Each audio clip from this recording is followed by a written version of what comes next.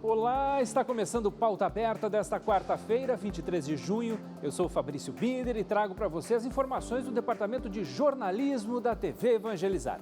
Confira os destaques de hoje. A antecipação de doses da vacina Janssen deve acelerar a vacinação no país.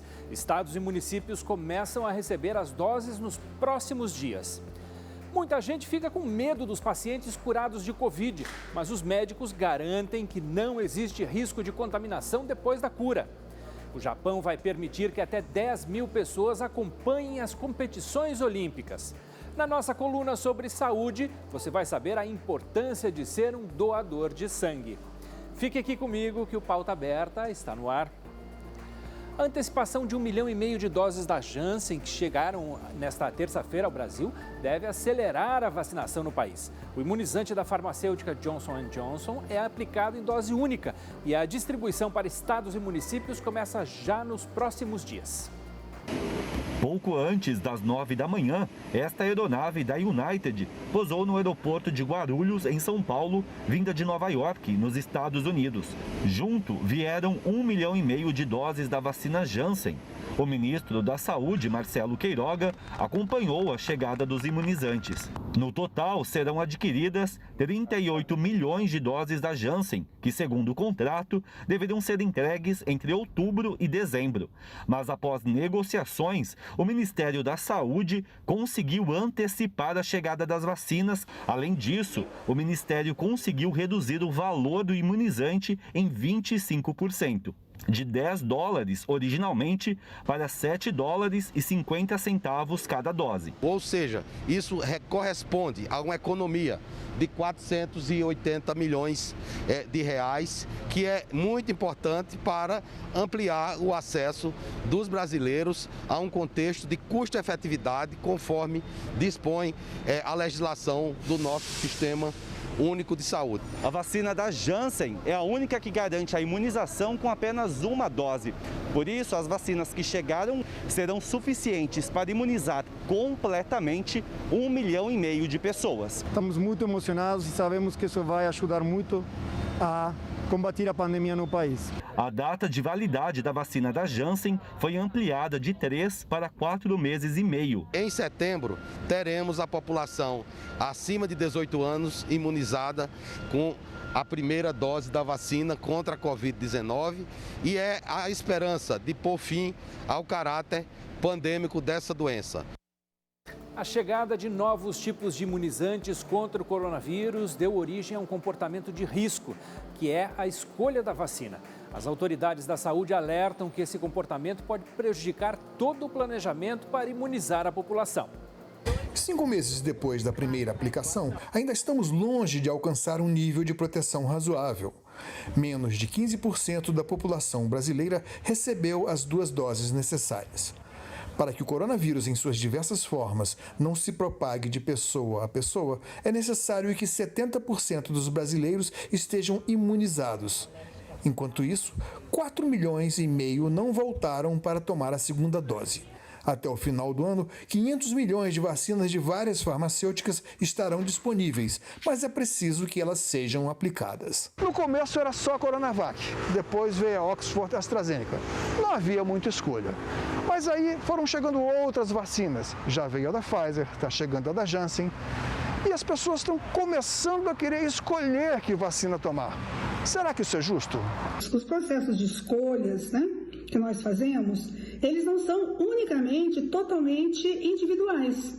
Eles são atravessados pela cultura do nosso tempo, pelas condições sociais, pelas condições políticas, pelas condições econômicas. Da mesma forma que o sujeito tem lá as suas crenças, tem lá as suas representações, tem o seu nível de formação, o nível de informação mais ou menos adequado, equivocado ou não, ou correto, sobre as diferentes vacinas que estão no mercado. Com uma explosão de informações vindo cada dia mais e mais, principalmente por meio das redes sociais, pois se tratam de várias marcas pesquisadas, as pessoas ficam cada dia mais e mais inseguras. Então, no meio desse turbilhões de informações sobre a falta de eficácia e efeitos colaterais, as pessoas se sentem no direito de escolher e se livrar dessa insegurança que as outras acabam trazendo. Na pressa de se proteger contra o coronavírus, as pessoas se tornam vulneráveis às fake news. Boatos sobre efeitos colaterais de algumas vacinas se tornam assustadores, enquanto outros imunizantes prometem acesso livre à Europa e aos Estados Unidos, o que não é verdade. O certo é que precisamos vencer a pandemia.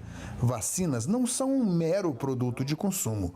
Cada um de nós que se recusa a tomar desta ou daquela marca pode estar desprezando a única opção de vencer as formas mais graves da Covid-19. Todas as vacinas foram testadas, todas elas foram aprovadas pelos órgãos de regulação e todas elas são eficazes. Razão porque a melhor vacina é aquela que mais facilmente você puder tomar. Então, acredito que é isso que devemos transmitir como mensagem importante. Os médicos tranquilizam amigos e parentes de pacientes que ficaram internados por conta da Covid. Depois que sai do hospital, não precisa ter receio, porque essa pessoa não está mais transmitindo a doença. Veja na reportagem. A senhora teria medo de abraçar alguém que teve Covid-19 e acabou de sair do hospital? Eu não. Por que não? Porque não, eu acho que não tem nada a ver. Eu acho que saiu do hospital, já está bem. Eu acho que não tem nada a ver. Minha irmã teve e não fiquei com medo de ir lá visitá-la, de sair com ela, lógico, tomando os meus cuidados, né? Se a pessoa acabou de ter Covid, a gente não tem certeza, né? Não tem aquele 100% de certeza que a pessoa está recuperada, né?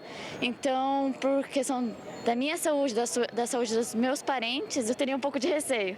Para quem ficou internado, o medo continua fora do hospital, mas é o medo do isolamento afetivo. Muita gente tem receio do contato físico com esses pacientes, mas os especialistas garantem que após a alta não há risco de contaminação. É o paciente que necessita de ter internação, então leva uma doença mais grave, necessita de oxigenoterapia, a gente tem que deixar em isolamento 21 dias do início dos sintomas.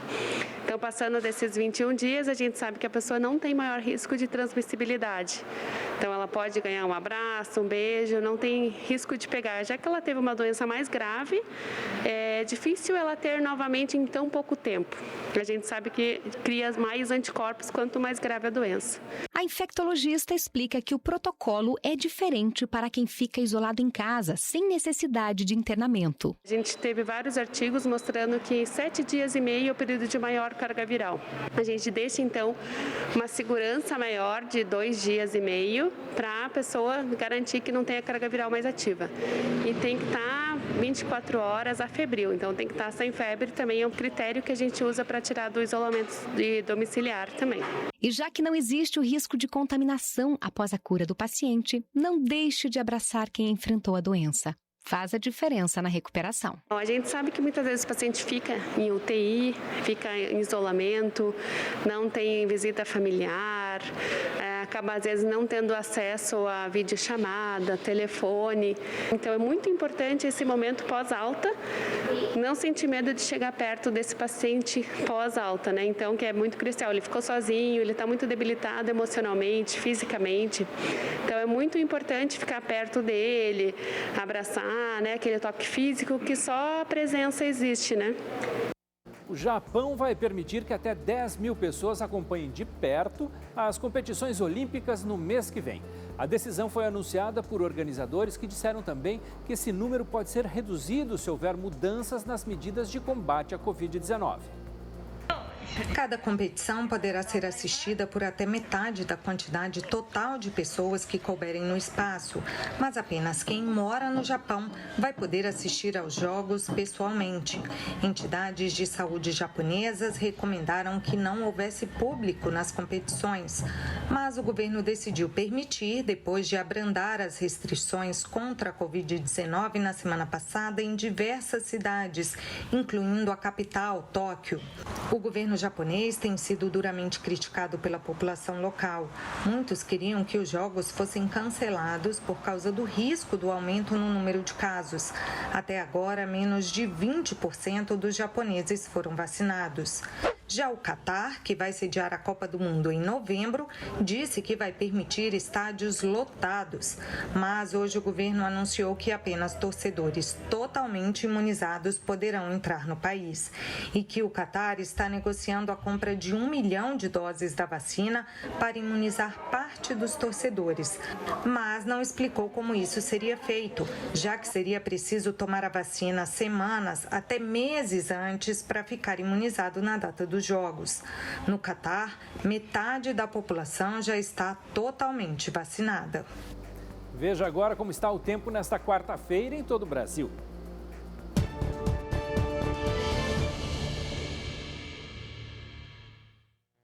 Nesta quarta-feira, a umidade permanece bastante elevada em praticamente toda a costa do Brasil. Um ciclone que está se afastando por alto mar na altura da costa do Nordeste ainda deixa infiltração marítima persistente em parte do leste da região. Na região sul, um sistema de baixa pressão atmosférica que se formou no Paraguai forma novas áreas de instabilidade. A expectativa é de um dia com céu encoberto e chuva em vários momentos, especialmente em áreas do centro-oeste do Rio Grande do Sul, inclusive na região de Santa Maria. Na capital, Porto Alegre, a chuva deve acontecer apenas com fraca intensidade e não há risco de temporais. A previsão é de sol entre muitas nuvens e quase sem chuva, desde a região de Florianópolis, passando pela capital paulista e em parte do leste do estado de Minas Gerais. Mas entre a região do Grande Rio, a região da Grande Vitória e também sobre parte do sul da Bahia, ainda pode chover em vários momentos. A chuva será fraca a moderada nesta quarta-feira entre a região de Salvador, Aracaju e também sobre a capital Maceió. Na capital de Sergipe, a chuva continua acontecendo de forma mais persistente. Nas demais áreas da costa leste do Nordeste e desde a região de Fortaleza até São Luís, as pancadas serão isoladas principalmente entre a tarde e a noite. No norte do Brasil, continua chovendo de forma persistente, ainda com risco de temporais. Em grande parte do país, o tempo continua seco e com baixos índices de umidade relativa do ar, principalmente em áreas do centro-norte mineiro e interior do Nordeste, até a capital Cuiabá, onde os índices podem até ficar inferiores a 12% nos períodos mais quentes do dia. A quarta-feira ainda começa fria na região sul, com mínima de 12 e máxima de apenas 20 graus, e no Rio de Janeiro, mínima de 17, com máxima de 23 graus.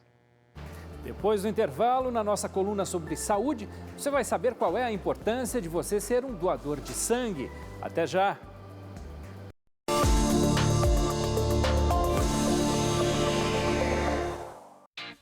Você que nos acompanha todos os dias aqui na TV Evangelizar, olha que legal que preparamos para o mês do Sagrado Coração de Jesus.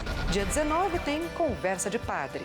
Na chegada do inverno, convide a família para assistir filmes, séries e desenhos especiais. Para encerrar este mês, somos convidados a passar 24 horas na presença do Senhor, em mais uma edição das 24 Horas em Oração. E aí, gostou das novidades? Fique com a gente, porque juntos evangelizamos mais.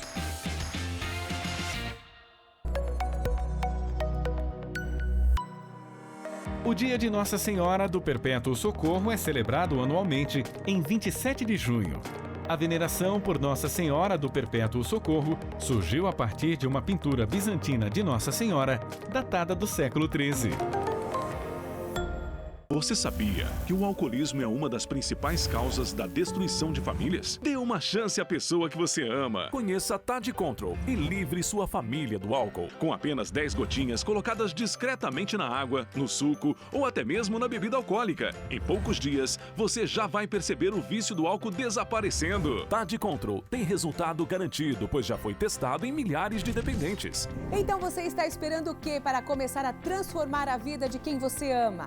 Ligue agora mesmo para o 0800 580 2760 e peça já o seu TED Control. E o melhor, TED Control chega em qualquer lugar do Brasil. Você paga no cartão de crédito em até 10 vezes ou no boleto bancário com a primeira parcela para 45 dias. Que moleza, né? E ainda ganha um presente especial. Ligue 0800 580 2760. Mais um produto da Vivena do Brasil. O período de incubação é o intervalo entre a data de contato com o vírus até o início dos sintomas. No caso do Covid-19, já se sabe que o vírus pode ficar incubado por até 2 semanas. Por isso, o reforço para evitar a aglomeração de pessoas.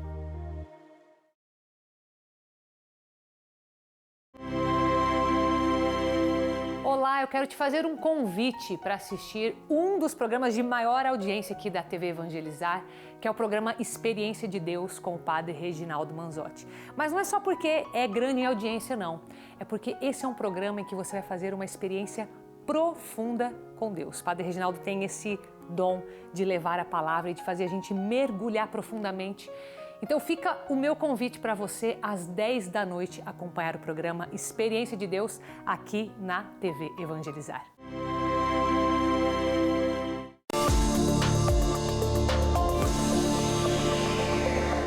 Estamos de volta com o Pauta Aberta dessa quarta-feira, 23 de junho. Eu agradeço a sua companhia e audiência em todo o Brasil. E hoje é dia da nossa coluna sobre saúde. O doutor Elge Werneck fala sobre a importância da doação de sangue. Vamos ver.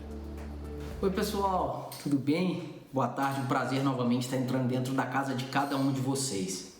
Hoje com um tema super importante, doação de sangue. E eu trago esse tema justamente para conscientizar todos vocês que estão nos assistindo sobre a importância de doar e amar sangue. Só para que entendamos o tamanho do problema no nosso território, estima-se que 1% dos brasileiros doem habitualmente sangue. A Organização Mundial de Saúde pede para que 3% da população de cada país o faça. Portanto, nós estamos muito aquém dos números desejados e isso faz com que, à medida em que a necessidade de sangue seja aumentada, nós tenhamos cada vez mais problemas. Eu vou trazer algumas informações para vocês e espero que ao final desse nosso conteúdo você saia mais pronto, mais seguro e mais aberto realmente para fazer esse tipo de solidariedade e de prestação de serviço. Primeiro, vamos lá. O sangue é um órgão fundamental, um órgão vital na sobrevivência de qualquer ser humano. No sangue estão inclusas 3 grandes classes de células: as células vermelhas, as células brancas e as plaquetas. As células vermelhas, elas transportam o oxigênio por todo o nosso corpo. Então, de nada adianta termos um pulmão perfeito, recebendo oxigênio em quantidades mais do que satisfatórias, se não tivermos as células vermelhas para carrearem, para transportarem essas moléculas de oxigênio para os nossos tecidos periféricos. Segundo, as células brancas são células fundamentais, imprescindíveis na defesa do nosso organismo, em especial contra infecções bacterianas, virais, dentre outras. Eu não posso deixar de falar, claro, do terceiro grupo de células, as plaquetas, que tem um papel imprescindível na coagulação e no bloqueio de sangramentos do nosso corpo. Mediante todas essas necessidades, a gente tem que lembrar que nenhum indivíduo consegue viver sem quantidades satisfatórias do sangue. Pois bem, o que leva um indivíduo qualquer a não ter quantidades adequadas de sangue? A causa mais comum, infelizmente, são perdas sanguíneas inesperadas por um trauma, por um tiro, por um acidente. Por exemplo, alguém que sofreu um acidente de carro, que rompeu o baço, rompeu o fígado, rompeu um grande vaso e, consequentemente, tem um sangramento não controlado. Se esse indivíduo ele não receber sangue imediatamente, claro, ao mesmo passo fazer a correção daquele problema que mantém o sangramento, esse indivíduo provavelmente vai a óbito. Mas não só a perda contínua de sangue expõe esse indivíduo ao risco. Existem também problemas na maquinaria do nosso organismo que produz o sangue, na nossa medula óssea. Algumas doenças, tanto doenças do envelhecimento, como doenças degenerativas, doenças mielodisplásicas, até mesmo doenças de indivíduos mais jovens, como leucemias, dentre outras, podem alterar a produção do sangue. Por mais, portanto, que não percamos sangue, o nosso maquinário não consegue produzir de forma adequada. Enfim, nós estamos aqui de frente para dois grandes grupos que acometem a população jovem, a população idosa, e mostram como necessário é ter estoque para que esses indivíduos recuperem desses casos. Por isso, eu te convido, doe sangue. Todos os indivíduos entre 18 e 65 anos são potencialmente doadores de sangue. Para esclarecer qualquer dúvida, procure o Hemobanco mais próximo da sua cidade. Nesse Brasil inteiro, eu tenho certeza que vai ter gente muito capacitada e te esperando de braços abertos para poder te esclarecer e ver se realmente você pode fazer essa doação. Volto a reforçar. Doar sangue é uma doação de amor. É um transplante de órgão que busca salvar uma série de vidas e isso não nos custa nada. Tá bom? Nos vemos na próxima semana. Um abraço e até lá. No mês em que se comemora o Dia do Orgulho Autista, a Organização Mundial da Saúde estima que 70 milhões de pessoas no mundo vivem com alguma forma do transtorno do espectro autista. Você vai ver como o esporte tem ajudado um jovem autista. O João Vitor tem 24 anos e entrou para a história do esporte brasileiro. Em 2017, o catarinense se tornou o primeiro campeão mundial de judô para deficientes intelectuais. O título veio após 6 vitórias por ippon, golpe considerado perfeito no judô. O que mais me emocionou foi escutar o hino. Escutar o hino do meu país. Para mim foi uma honra. Desde muito pequeno, o João apresentou dificuldade com a socialização e a fala. Só disse as primeiras palavras aos 8 anos, mas o diagnóstico de autismo veio só aos 14.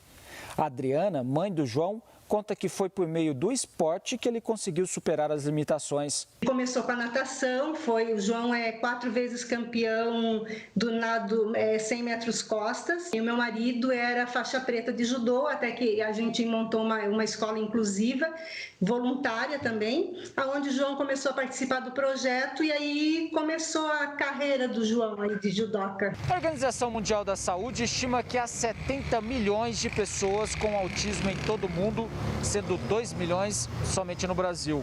Não tem cura e se caracteriza por problemas na comunicação, na linguagem, socialização e comportamento. Esse projeto na Zona Leste de São Paulo oferece aulas de karatê para crianças autistas e com síndrome de Down. O esporte ajudou a mudar a vida do William. É legal demais, fica muito tranquilo para aprender a defesa, o que a gente desenvolve. Ajuda na coordenação motora, né? Ajuda também na memória, né? Que eles têm que memorizar os movimentos, né? E na física também deles, né? Na resistência física. Com respeito às diferenças e necessidades, os autistas precisam de acolhimento e empatia. A falta de busca de compreensão faz com que o tratamento ou ajuda venha muito tarde. Aí ele acaba se isolando por completo. Então, nesses projetos, a gente tenta trazer essas crianças realmente para a socialização maior. O principal é acreditar, ter fé, né? Acreditar mesmo com bastante fé e amar. A vida é para ser bonita para todos.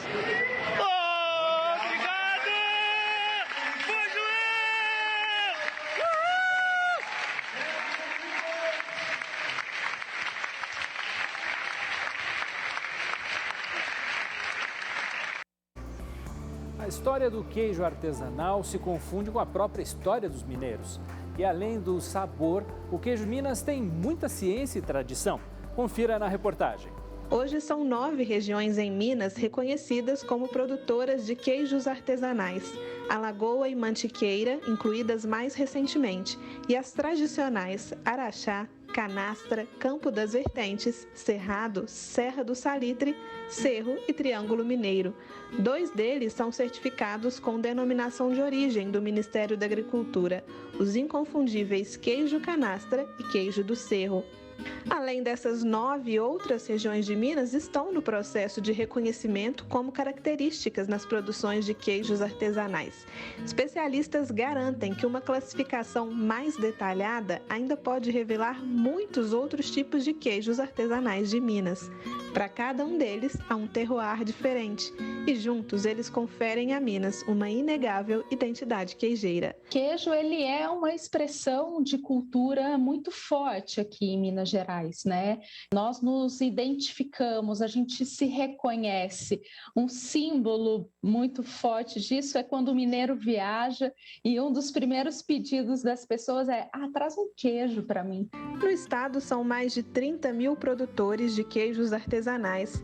E a ciência prova o que a gente já vem falando, que cada queijo tem um trem só dele. Um estudo feito pela Universidade Federal do Rio de Janeiro analisou os queijos artesanais do Cerro. As cientistas fizeram uma série de estudos físico-químicos e os resultados foram surpreendentes.